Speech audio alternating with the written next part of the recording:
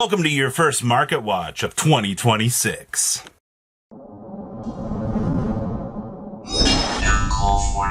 Make sure you guys smash the little crap out of that subscribe button so you guys don't miss out on more content. There have been some actually interesting movements that have happened in the back end of this market that I didn't actually expect to see. So starting off here with the Symphony of Might in Bloom, we are at 870 a case, which is actually pretty interesting.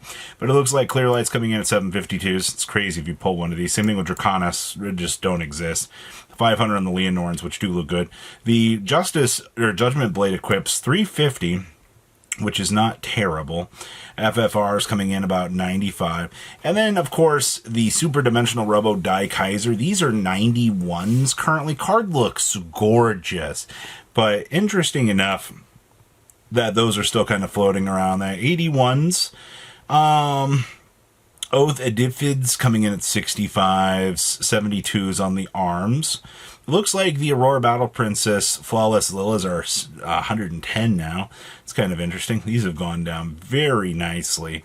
I do kind of want to play that. Bravern is also $49, which is not terrible, say the least. Looks like boxes of set are 35s now. Wow.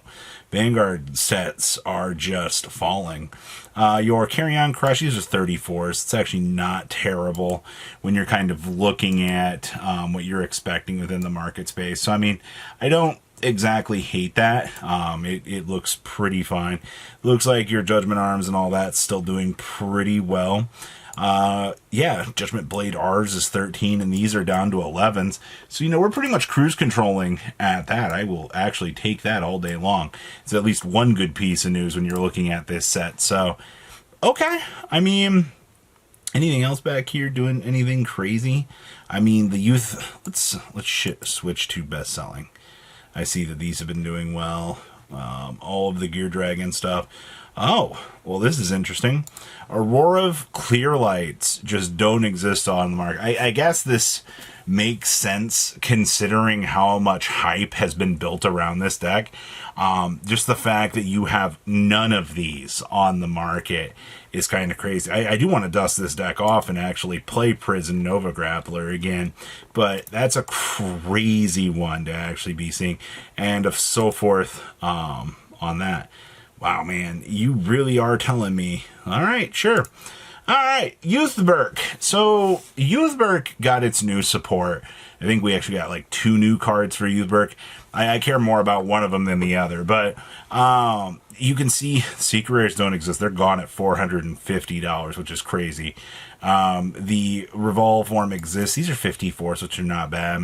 Old Youthberks are down to $34. That's so crazy. It was such a beautiful card too, especially like if you're an old collector in some of these. Skyfall Arms, $40. Wow, those fell so quickly.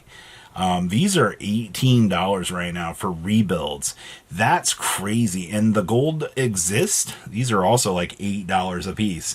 So Youthberk has been generating a lot of conversation right now. I think it's a pretty cool concept to look at.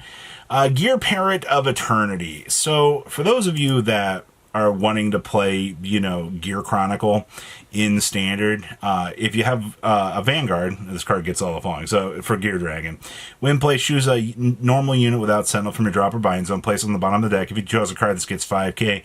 And when this is put on rearguard circle onto the bottom of the deck by your card ability during your turn, if you have grade 3 or grade, you can counterboss 1, orange, you blast 3, draw 1, and this will get 5k power. So, I mean, it's a little free extender for the deck. Final Turn Gaming here has a lot of these at $7 a piece. So there is a repopulation actually happening for this. And then there's the Wrought Iron Soldier. This card is $20. There is one whole listing for this, but when this is chosen by the ability of your Smithy in your order zone during your turn, if you have a grade 3 or greater Vanguard with Zalhollins in its card name, till the end of your opponent's next turn, this unit cannot be chosen by your opponent's card effects, and when it attacks, if this unit was chosen by a Smithy in the order zone, counterboss 1, draw 1. This is a whole rare. That's it, just a whole rare from Triple Drive. And you're telling me that to go through bulk, this is a $20 rare. That's absolutely insane. Yes, your support for Nirvana. This card is actually really, really strong for the deck. Free countercharge is always going to be very warranted, but these are 10s right now for SRs. But you come on down here, you're also looking at $10 to $11 on regular copies of these. So, I mean, these do have value. It's nothing new.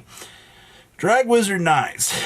You know, I think I'm more surprised to see that, like, Drag Wizard Knives is, like, one of the only few generators of the crest that are still worth money. Shiranui blew itself out, you know, Night Rose and all of those are down in the dumps very, very easily too. And what you're seeing here is just, this has been consistent. In terms of data, I mean, these don't sell very often, but there's just not enough of them on the market. Plus, if you want to play premium with this, you need 4 of these. That's kind of crazy to think about. We have Buddyfight buyouts. Oh no. So the Aspiring Ninja User Justice, which is basically the heart and soul of the ninja deck. These are $17 a piece. I didn't actually ever think I would see this, but a lot of people like this deck. Just over the last couple weeks, yeah, they've just disappeared pretty quickly. What has been our best selling in this set? I'm more curious about that. Your crits have been fantastic. These have been doing pretty well. I mean, pretty stock. Buddy charges are down to 3s, which is not bad. Some of your Buddy rares have actually been doing pretty well. I mean, the gold border kind of stinks, but I think it's okay. Honestly, I'm more surprised to see that the gold rares have been doing a lot more. I mean, they're $3 cards. I don't really blame people for wanting to pick them up.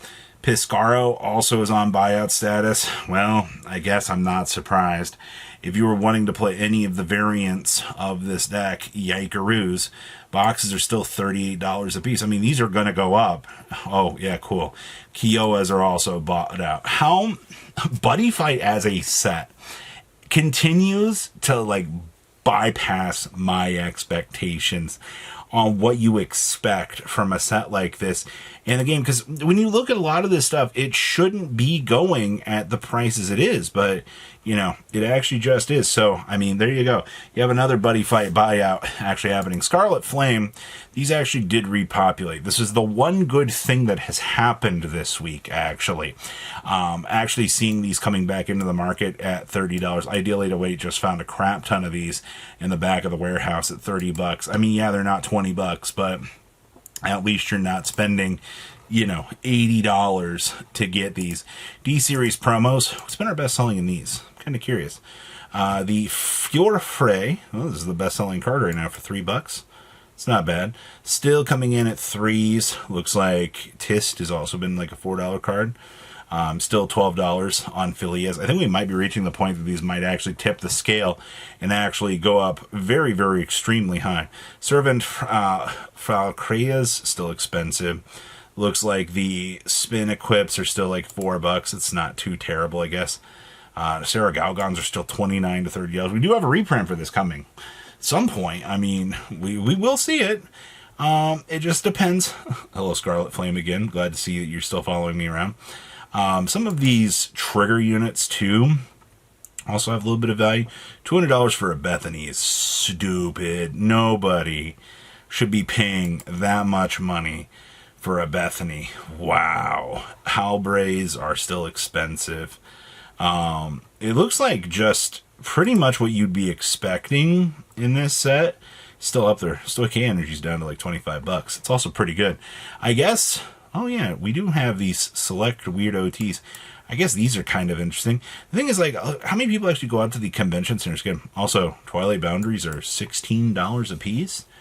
Well, these were $3 at one point, and you could get them so easily. And all of a sudden, I come here today and I see a shift back happening within the market for this. So I guess, man, absolutely horrendous job market. You guys really know how to buy out the craziest cards, I guess. So I guess, what do you guys think about today's market? It's you know, it's the first of the year. We're going to continue to see some interesting little movements kind of happening. And I mean, I guess I kind of expect that. So please, you know, leave a comment down below. Tell me what you guys think, and I will see your beautiful faces back here later today, guys. Peace.